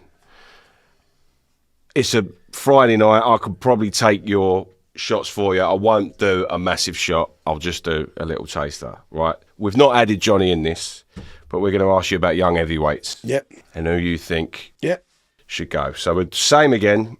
Pick and choose. If you can't, it's a shot. So you go first, Fabe. You take it first. Okay, so Delicious Ori or Yalalov the Uzbek. Delicious Ori, top young man. Met him a couple of times, but Yalalov. Why? Yalalov. Why? I just think he's got a bigger future, bigger puncher. Okay. Yeah. And that's no disrespect to Delicious Ori because he's a top young man. I hope he goes far. Okay. Uzbek or Justice Hooney? Justice Hooney. Yeah. Why is that? Because he's Australian. Okay. Simple as that. See, when you do these, it's not all about... Sometimes it's Personal about personalities and that's personal fine. preferences. That's what you have to realise. That's what we've always said. It's your personal preference. Because for although I whatever. said I would never live in Australia, I love Australia, so up the Aussies. Okay, cool. Yeah, man. Okay, so Justice Uni or Jamie TKV. Justice Hooney. Okay. Hooney or Tony Yoka? Hooney. Tony Yoka's been done for drugs. Don't rate him very high. Justice Hooney. Okay, so Justice Hooney or Solomon Dakers. Justice Hooney, like Solomon, he's a teammate of Johnny's, but Justice Hooney, purely on size and power. Okay. Justice Hooney or Richard Riakporhe? Richard Riakporhe just moved up to heavyweight. Yeah. I'll go Justice Hooney just for the size, but I like Riakporhe. I liked him as a cruiserweight. Will he have enough weight as an heavyweight? I don't know. Okay, It remains to be seen, but we are big fans of Riakporhe. so we're going with Hooney or David Adelaide. Hooney, David Adelaide, not got much about him. Okay. Hooney or Frank Sanchez? Hooney. Okay. Hooney or Jared Anderson. Jared Anderson showed his frailties against Bacoli, but then Bacoli is top man. Yeah. I'll go Hooney still. Wow. Hooney or Lawrence Okoli? Like Lawrence, he's a good bloke as well. I'll go Lawrence because he's awkward. And I think moving up to heavyweight will help him because he's got a bigger frame. Yeah. So I'll go Coley. Okay, Okoli or Fraser Clark. Again, Fraser's a good friend. Good fight. This will be a good fight. It probably will happen one day. Really? I'll say Fraser just edges it. Fraser Clark. Okay. Okay. Fraser Clark or Moses Atuma? Listen, Moses has done ever so well for a young man, but he's not been punched yet. Has he got the grit and determination when push comes to shove? Remains to be seen. We might not ever have to see it because he might offload first. For the basis of this, to see who's coming up next, I'll say Atuma. Okay. Okay. Yeah. I mean, I got a feeling he's going to be a bit of a little Mike Tyson. I don't know why. I got something in me that goes, he's dangerous, isn't he? Listen, they know how to promote people. They know how to do it. I know, and that's what it's done to me, right? You've got to see when someone's up against the well, against it. Yeah, you know? yeah. To the casuals, Moses is this, Moses. And he's done great, don't get me wrong. Yeah. He's a good young man. He's dedicated his life to the sport. But it's when that when that wolf comes to the door, can he handle that? Yeah, That's my Johnny aside, that's my reservations. I think when a wolf's at the door, I don't think he'll be able to answer. Okay. So, But he might not ever have to have the wolf at the door because he might be too good to see the wolf. So He might button you the know wolf what I mean? Yeah. everyone's got their opposite, though, haven't Yeah. they? Their arch nemesis, so to speak. Right. So, Atuma or Fabio Wardley? Wardley, Fabio do. Why? And what I said, Fabio's one tough And as I say, I've seen Johnny have really, really good spars with him.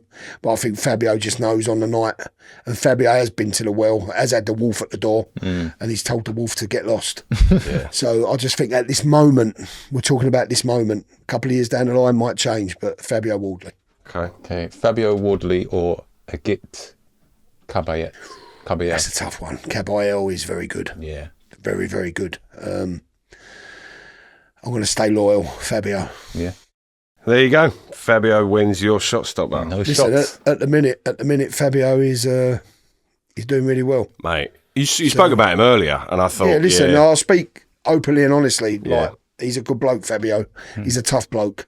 Yeah. And he's not come from a hierarchy of boxing, but he's got something in there that you can't teach. Yeah. You know, and when push comes to shove, he can shove back. Yeah. And he's got a lot of power. So, Yeah, I good luck saw to him. what he did to his draw. Yeah. That's a lot of power. You know, he's demolished Fraser Clark, who we're talking about. Fraser's a top bloke, you know, top boxer. Their first fight was tremendous. Could have gone either way. Yeah. And then Fabio's come out and shown what he's all about. That's what I said. Fabio knows how to turn it on when he needs to turn it on. When the lights are on. But Caballé, that'd be a good fight. Yeah. Because Caballé is something special, I think. He's underrated. Oh, mate. That's the thing. Yeah. Underrated. Yeah. You know? But that'd be a great fight, actually. Wardley and Caballé. Right, let's get it go. Let's get on the go. Get it on. Talking about your dad a little bit at the beginning and what he instilled into you and especially into Johnny and the kids and stuff like that. You know, I see you post up a lot about your old man. Yeah. Like, you know, you share a lot of pictures. It's lovely to see. Like, what do you think he'd make of all your success? First of all, Johnny's success, he'd be extremely proud. He loved Johnny to bits. Yeah. He loved all his grandkids. We've got, it's a big family. We're a big family with my sisters, loads of us. But he had a special connection with Johnny because he used to take him boxing. He'd be over the moon with Johnny. He'd be following him all around the world and being behind him every step of the way. Me, he'd probably like to say, what the bloody hell's happening here? But I think, again, I say, Dad, I'm going to Australia. I think he'd be behind me as well. Yeah. You know, I think he'd be coming. So he was a very supportive dad, but a dad that always told you the truth. There was no, he'd tell you if you're doing something wrong, he'd tell you and he'd give you that look and you'd know. Which I think is what's missing in society at the moment. No one seems to be, not that you should be scared of your dad, but you should be, when he gives you a certain look, you should know, hold up, I've pushed it a bit too far here. Yeah. You know, he had that look about him. He had that face, but he was the most kind, gentle, loving man. But you knew when you pushed it too far. Like, I'll be truthful, like when he passed away, I got 3 sisters, all the brother-in-laws. There was like a little bit of skullduggery, you know what I mean? Like a little bit of people arguing, and that would never have happened while he was alive. No. You know, it's all sorted out now, but there was a few like fisticuffs and family troubles. Yeah. Do you know what I mean? Because he'd gone. Yeah. You know? And that happens in a lot of families. You lose that figurehead. Yeah. And there's no one to... It's like in governments as well, isn't it? You lose a power. Like in Iraq and Iran, when we deposed of... in Afghanistan, when you get rid of it and it just becomes lawless, you know? Well, like mafia. Yeah, no, lose the don, like the head of the house. Yeah. So when the head of the house goes, then it lets people think they can do things that they shouldn't normally be doing, you know? But yeah, he was a good man. Miss him dearly. Think about him every day, my dad. He'd been gone nearly 13 years now. Yeah, 2012 he went. So yeah, 13 years. Wow. 13 years. He was John as well, right? Yeah, he was Big John. I was always Little John. Really? So I don't know where Big John come from, because that's what I was known as. Little John's my uncle. He's gone now. Like, you know, I used to work in the family business. I was always like, go and get Little John, go and get Little John. Because my dad was Big John, even though I was bigger than him. It's just the hierarchy. Yeah. But yeah, miss my dad every day. And, well, if I had a drink, I'd raise it to him and say... It's funny because we was in Perth and Johnny was with me and we met these people at the hotel just quickly. Really nice family, had a young boy getting a bit bullied at school but doing a bit of boxing. Johnny we become close to him, right. You know. A really nice young family. Single mum with the 2 sons. And her mum was there, like elderly woman. And we met her once, didn't think nothing of it. Then the next day I get a message from the mum, can I come and see you? Oh, bloody hell, what's that all about? I said, yeah, I'm by the hotel pool. She come and see me. She said, I hope you don't think I'm being funny. She said, I saw your son, Johnny, and there was an entity behind him with his hands on his shoulders. She's talking about my dad. Wow. She was talking about my dad's mum behind him. And she knew things that no one could know. And I'm not like that. But, you know, when it just like hits you. Yeah. And she said, whenever you're by water, the entity is very strong and he's looking out for you over Johnny. And it's just like she said things. Wow. So just, yeah. That's my world. But I'm not into none of that. No. And for her to say it, and she said things, and normal woman, she said, I'm, whatever it is, she does things like with people, and didn't tell me that. You know, I didn't know that. I didn't know the woman from Adam. Yeah. And she said, I just want to let you know that the entity is very strong with your son. Yeah. I'm telling you now. They're over there and they're looking down and having it. Yeah. They don't miss us because they can see us. Yeah, we miss them. Yeah, we miss them. And I wasn't like that until I was stopped by a woman. And she only lives in Collier Row, right? And she never charged me a penny in her life, right? And she told me things like, my granddad was called Fred and he was a jazz guitarist. He died before I started doing music. And she just went, I got your granddad Fred here. He's saying, why have you put his guitar in the loft? He's well pissed off. I went home that day. I went, I haven't put his guitar in the loft. It was like a shrine in my room. That day, my dad had put it in the loft.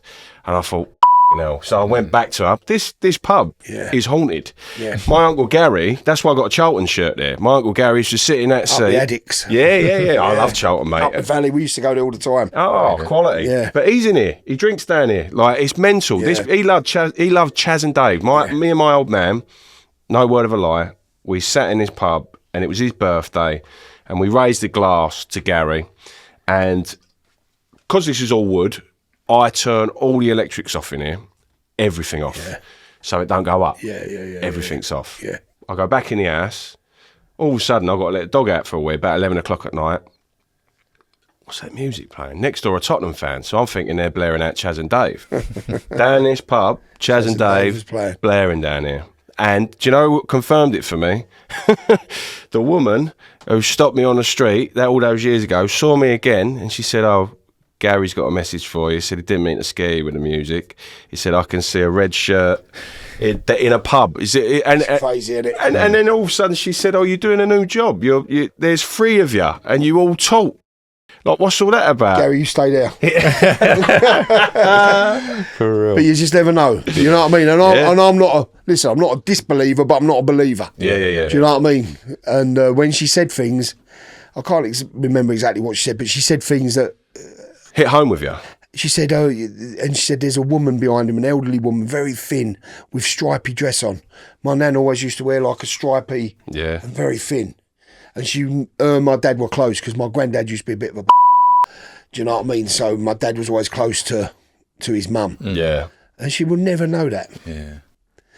Whether it's coincidence or not, but he just saying hits you, and you think, "Wow." We'll find out one day, won't we? We will when we're no longer of this earth. Yeah, it's true. Yeah, there's got to be some purpose for us all going through this, isn't there? Yeah, definitely. We'll be on holiday when we go up there. Don't worry. Hopefully. Yeah. Hopefully. Definitely. I've been watching on your socials that you're a big fan of the rugby.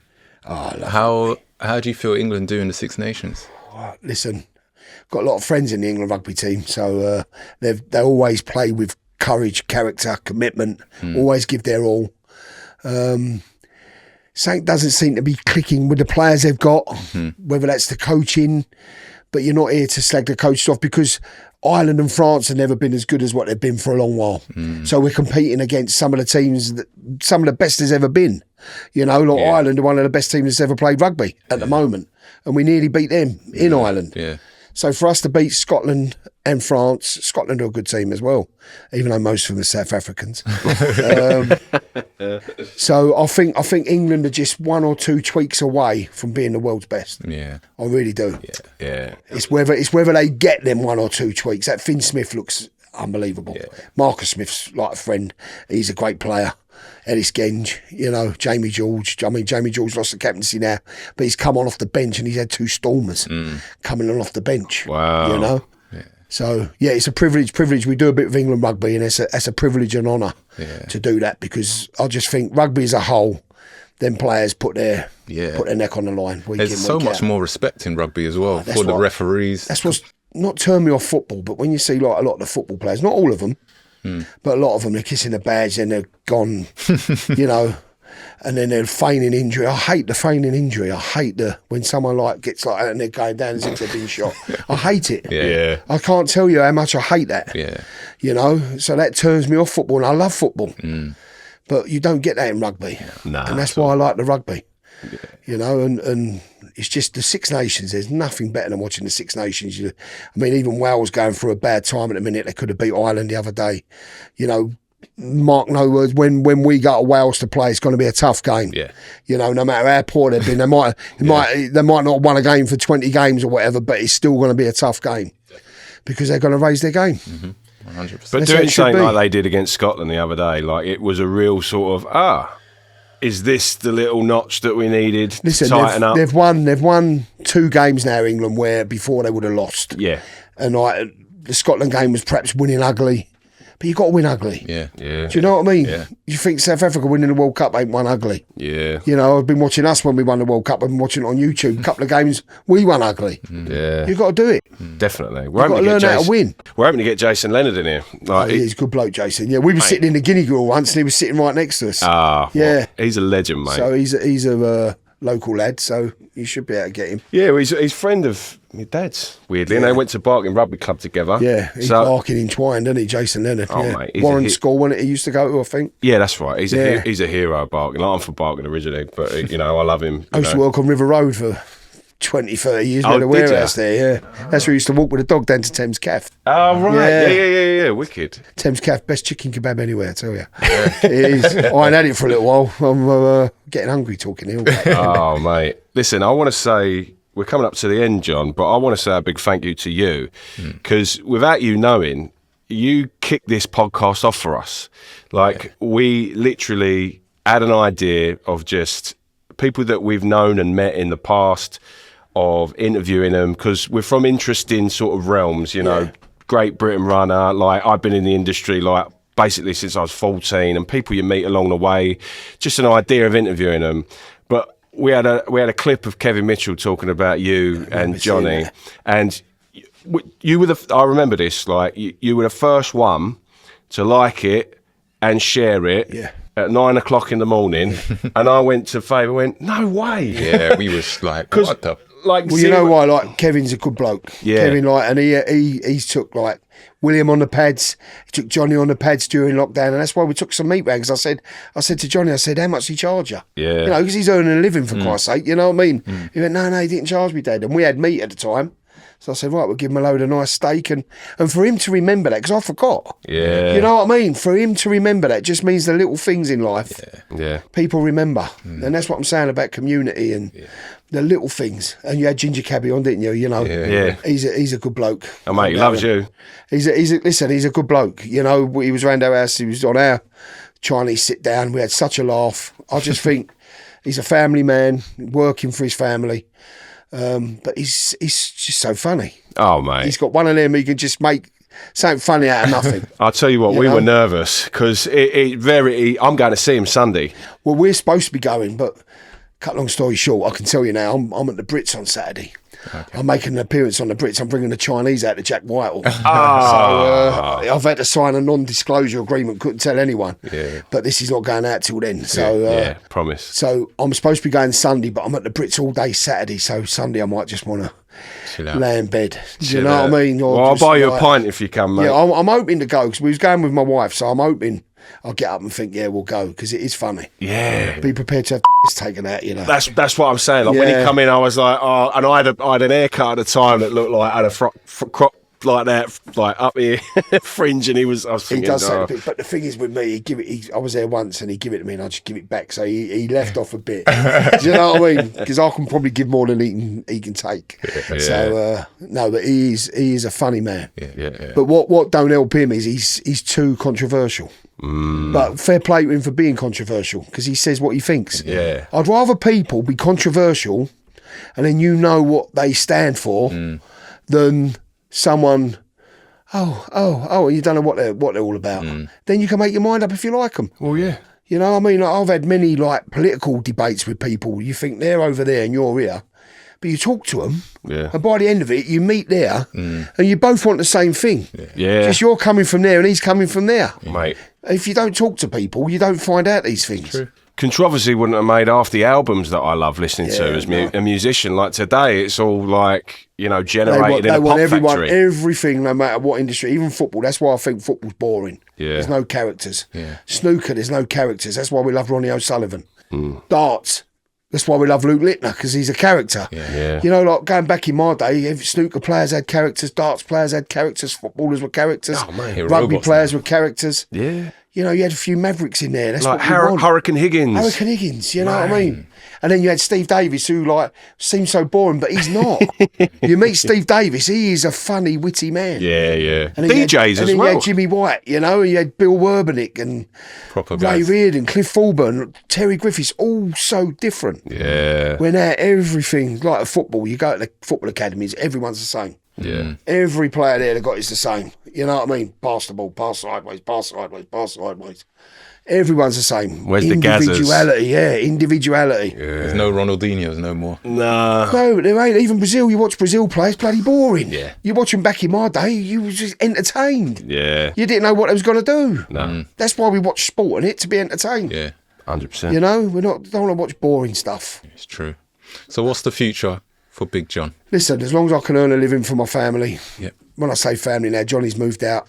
Got 2 adult sons at home. They don't even pay a bloody bit of living money. Got Hetty, my daughter. I think just keep doing what I'm doing. Yeah. A lot of people say to me, would you want to go on this? Would you want to go on that? Do you know what? I've got a following. I don't think you need to have much more following than what you got, because then your life becomes intrusive. It's quite hard at the moment. You can't go anywhere, but it's nice. Yeah. Do you know what I mean? It's not too bad. But I think just stay as I'm doing. As long as I'm earning a living, I'm happy.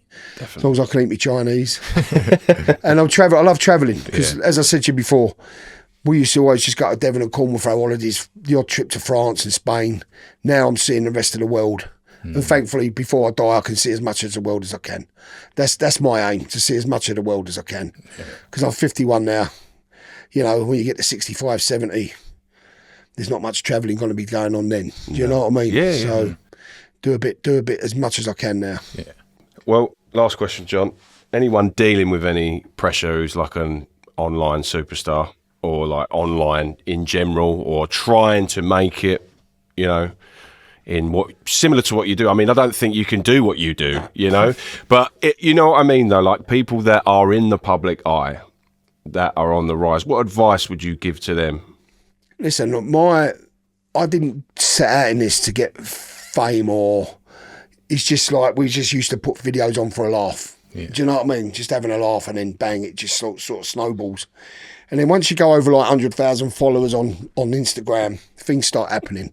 So then you start getting like little invites here, little things there. Always just keep your feet on the ground, because as quick as it comes, it can go. Yeah. I've seen so many people come and go who's like bigger than me, more following than me, doing more stuff than me. Now they're nowhere. And it's not saying just don't take it, as I said before, don't get too high, don't get too low. Yeah.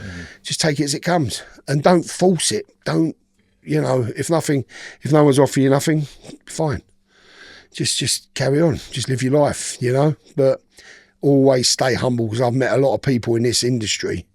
I say industry, like do a lot of celebrity football matches. And you go and you be part of this, and you might see someone and you think, oh, he's a nice bloke, or she's a nice young lady.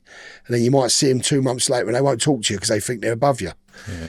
I hate that. Do you know what I mean? Definitely. Just keep your feet on the ground. Just be normal. Just be natural, and don't force it. Yeah. You know what I mean? And if anything happens, it happens. If it don't, it don't. Just enjoy doing what you're doing. And I post for me. I don't post for anyone else. Like I might put a lot of random stuff on, but that's so. Sometimes I'm looking back on my phone. Oh, I remember when I done that. Yeah. I post for me. Yeah. Do you know what I mean? There might be certain things you think, oh yeah, people like to see that, but on the whole, it's for me. Wicked. Good. Well, John, thank you so much. No, thanks for having me on. Thank you very much. Thanks for having me on. Yeah. This is the Gary, sit down. Listen, the best pub in Essex. Oh, mate, I appreciate it. That is Bosh. Bosh. The champ and contender over. What a lovely place down here. Oh, mate, I appreciate it. You are welcome here, John. Yeah, anytime you want. You know what? Just come and sit down here and. I'll chill out anytime. Have you got draft or not? Is it all? Oh, no. I used to have. Well, I have got like the